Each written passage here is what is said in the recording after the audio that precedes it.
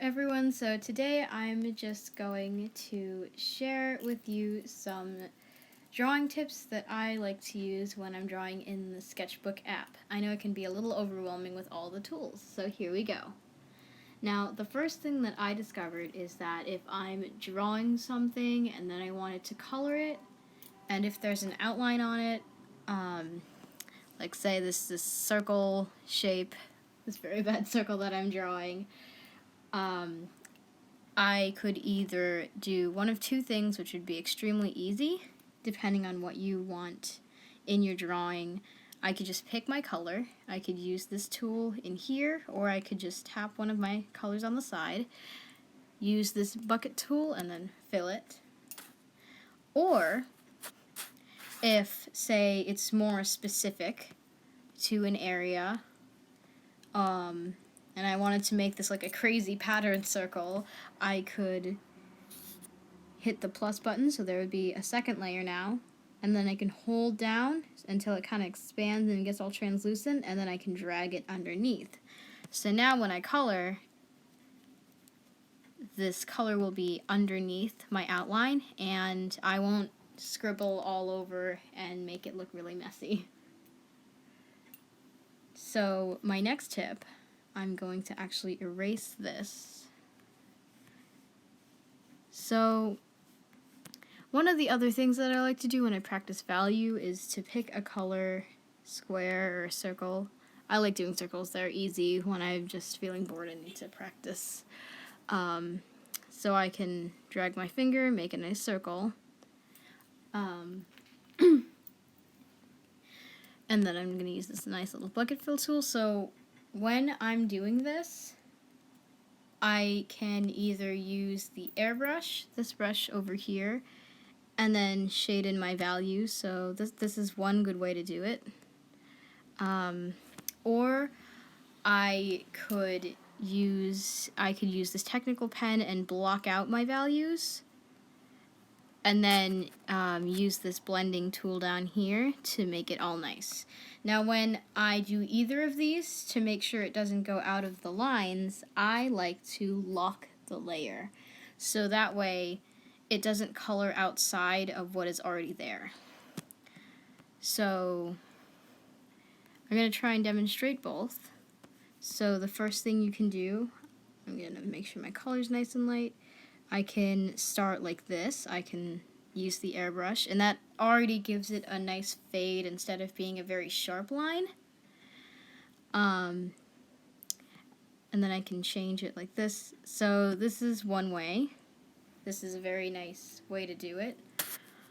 Or if you really like to plan out before you go, or you want to see how it looks, or you just prefer doing this, you can use this technical pen, and then you can block out your layers like this.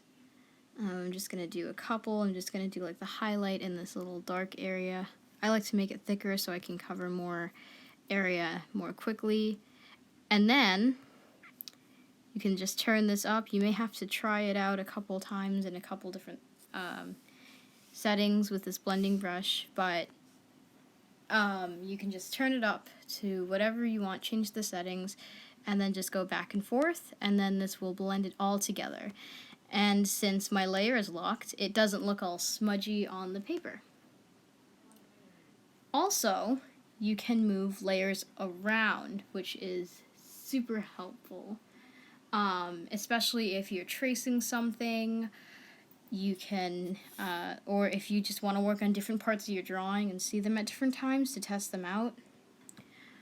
You can draw on top of a layer or underneath. Just gonna draw something to show you. And then you can move them around. So if this is part of some abstract art that I was doing, I could look at my circle so I could work on the details and not see the triangle as much. Or I could focus on the triangle and just put the circle in the background. So you can hold down and drag them back and forth. Or, to make it even easier, you could just press the little eye icon on the top left of the layer. Now that will make it invisible, but this also means that you can't draw or anything. So this notification says current layer is hidden. Cannot sketch on a hidden layer. So you can either hit close or unhide layer. Usually for me that's an accident, so I just hit close and then I select the layer that I want to draw on. Also, say while you're using your brushes here, you accidentally lose the color that you were working on, like I did. Uh-oh, I can't get that blue back now. I mean, I can try using this tool and matching the shade, but that takes a long time. So, what I can do is I can hold down, and then this little circle pops up. So now whatever color is in that little circle is the color that will be put into your brush, the color that will be changed to. See, now this little dot is blue, which means that's the color I'm drawing in. And if I was going to make more blue, if I was going to draw using the same color multiple times, I can take this little blue bar here, hold down, and then I can bring it over to my my little bar of colors here, and that will save the color for you. So if I was going back to that triangle, that messy triangle of mine, and I wanted to add another color over it and then edit the circle again later, I can just click on this color and go back to the circle. So that's all I have for you now. I hope this video was helpful, and if you have any questions, let me know. Bye!